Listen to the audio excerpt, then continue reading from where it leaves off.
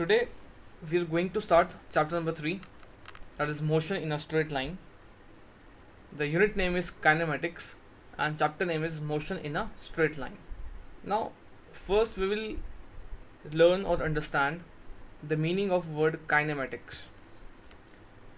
See, mechanics is a branch of physics which deals with the cause and effects of motion of particle, rigid objects and deformable bodies.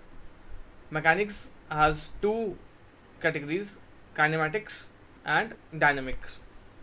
Now kinematics is means that it is a branch of physics which deals with study of motion without going into cause of motion. This is important.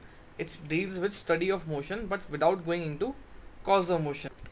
Whereas dynamics is a branch of mechanics which is concerned about the causes that causes motion of a body. Now if I am studying about a moving car, so I am in kinematics, but if I am dealing that how that car is moving, that becomes dynamics. So this is the basic difference between kinematics and dynamics. One deals with study of motion, whereas other deals with cause of that motion. Kinematics is derived from a Greek word kinema, which means motion. Next is motion and rest. Obviously you have studied these two topics in your earlier classes also, here we will study it more deeply.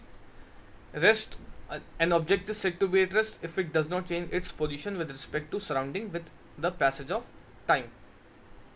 And motion, a body is said to be in motion if its position changes continuously with respect to surroundings with the passage of time.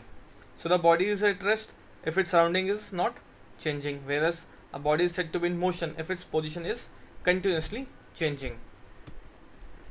Motion and rest. In everyday life we see some object at rest and others in motion.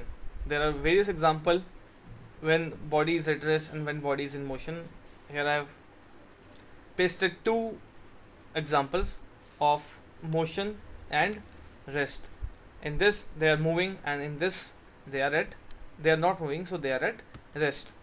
Rest and motion are relative terms.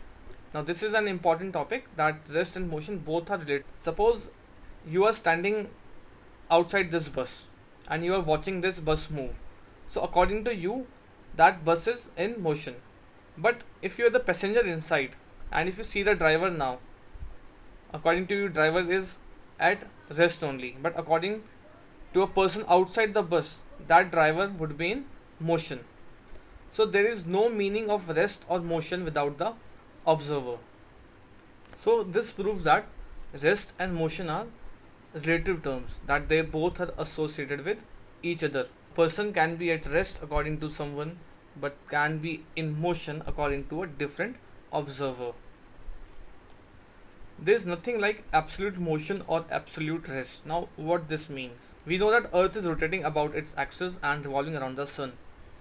The objects like our classroom, tree, lamp post do not change their position with respect to each other. So we say that they are at rest, although earth is in motion.